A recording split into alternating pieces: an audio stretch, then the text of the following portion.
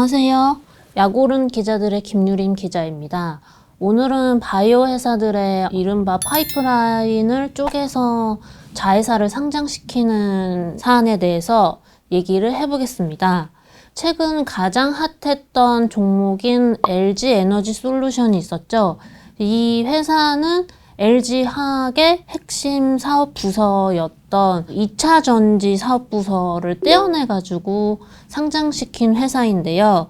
1월 27일 상장하자마자 코스피 시가총액 2위, 그러니까 우리나라 주식시장 시가총액 2위로 단숨에 뛰어올랐습니다. 반면 기존의 LG화학 주주들에게는 좀 악재로 작용을 했는데요. LG화학의 주가가 떨어졌기 때문입니다. 기존에 이제 이런 쪼개기 상장을 할 때 주주들 모 회사라고 하는 이제 회사를 떼어준 회사의 주주들이 불만이 터져 나오는데요. 바이오 회사도 쪼개기 상장이 있습니다. LG화학이랑은 좀 다른 방식인데요. 파이프라인 신약 후보 물질의 사업권을 떼어주거나 아니면 신약 후보 물질을 헐값에 넘겨주거나 하는 방식입니다. 파이프라인 쪼개기 방식이라고 하는데요. 바이오 회사가 우선 이제 100% 지분을 보유하고 있는 자회사를 설립하고, 그러니까 이제 모 회사가 되는 거죠. 기존의 회사는. 그러니까 모 회사가 자회사에게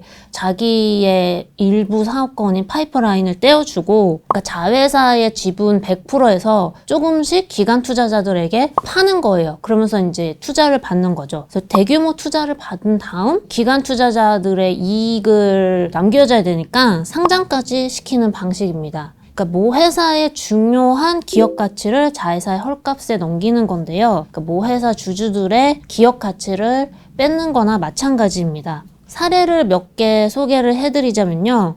우선 상장까지 성공한 것은 제넥신과 네오이뮨텍이 있습니다. 네오이뮨텍은 2015년 T세포 증폭제 NTI7을 최대 주주 제넥신한테 이제 일부 사업권을 넘겨받았는데요. 북미, 남미, 유럽 등 전 세계 시장 70%에서 80% 정도 차지하고 있는 사업권을 넘겨받았어요. 그리고 제넥신은 이 파이프라인에 대한 판권을 한국 거밖에 안 가지고 있는데요.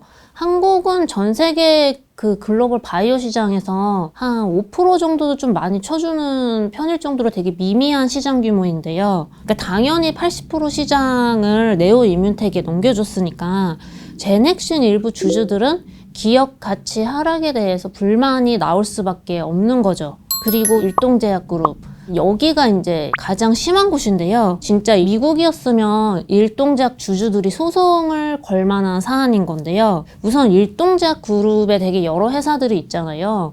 그 여러 회사들의 할아버지라고 할 수 있는 일동홀딩스가 이제 지주사로 지배구조 최정점에 있는데요. 일동홀딩스가 2019년 5월 아이디언스라는 아들 회사, 이제 자회사를 새로 설립을 합니다. 아이디언스가 일동홀딩스가 100% 지분을 가지고 있다가 지금은 이제 50% 정도는 기관 투자자들한테 투자금을 받는 대신 다 넘겨버리면서 50% 정도의 지분을 갖고 있는데요.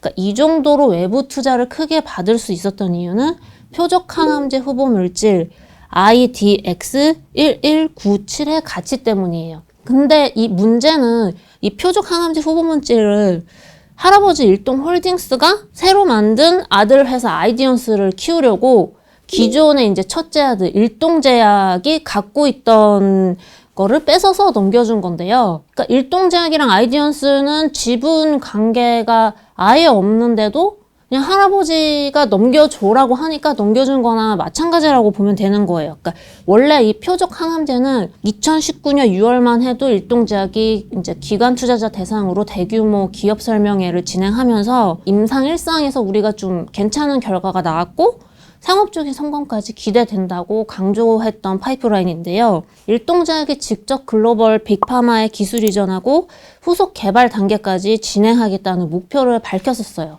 2019년 6월에 그렇게 투자자들한테 말해놓고 갑자기 8월에 아이디언스에게 권리를 넘겨줘 버린 거예요. 이게 말도 안 되는 거죠. 그러니까 할아버지가 넘기라고 하니까 개발하던 거를 본인들이랑 아무 관련도 없는 회사한테 넘긴 건데요.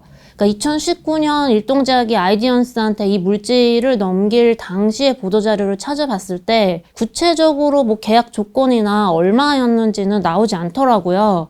그러니까 일동홀딩스가 일동제약 주주들한테는 이게 정말 못할 짓을 한 건데요. 일동제약 주주들은 그때나 지금이나 항의를 안 하셨더라고요. 그게 좀 의문입니다. 그리고 바이오 회사 중에서 또 알테오젠도 있습니다. 2020년 10월 자회사 알토스 바이오로직스를 설립을 하는데요. 2개월 만에 알테오젠의 핵심 파이프라인이 아일리아 바이오 시밀러인데요. 이 아일리아 바이오 시밀러의 사업권을 나눠줬어요. 알테오젠은 알토스 바이오로직스에게 아일리아 바이오 시밀러, 임상수행, 시장 개척, 수입, 판매, 이제 독점적 실시권을 줬는데요. 알토스 바이오로직스는 이런 어마어마한 사업권을 넘겨받으면서 알테오젠에게 20억 원 정도를 줬는데요. 그러니까 알테오젠은 생산만 담당하게 됩니다. 아니 근데 이런 파이프라인 돌려막긴 회사에 벤처 캐피탈들, 즉 기관 투자자들은 엄청나게 투자를 해주는데요. 900억 원이나 투자금을 넣어줬어요. 이해를 할 수가 없습니다. 상장하면 돈 벌 것 같으니까 투자를 했겠지만 미국에서는 이런 사례가 거의 없거든요. 그러니까 뭐 법이 너무 강력해서 법으로 막아서 없는 게 아니라 이런 비정상적인 회사에 투자를 해봤자 돈을 못 벌기 때문에 기관 투자자들이 투자를 안 하는 건데요. 우리나라 기관 투자자들도 제발 이 부분에 대해서는 반성을 했으면 좋겠습니다. 그리고 유틸렉스는 아들 생성의 끝판왕이라고 할 수 있는데요. 판틸로고스, 유틸론, 렉소티, 포트노바 총 4개의 자회사를 설립했습니다. 주력 파이프라인은 유틸렉스가 개발하고 그 이외에 뭐 후순위로 남아있는 파이프라인을 자회사 4개에 넘긴다는 건데요. 이 중에서 이제 판틸로고스는 벌써 시리즈 A 투자도 마쳤는데요. 뭐 유틸렉스 파이프라인을 어떤 거를 정확하게 한다도 아니고 그냥 우리는 유틸렉스 파이프라인을 받을 거야 라는 계획만으로 시리즈 A 유치가 마쳤다는 건데 이게 그냥 계획만 있는 상황인데도 130억 원이라는 투자금이 들어왔어요.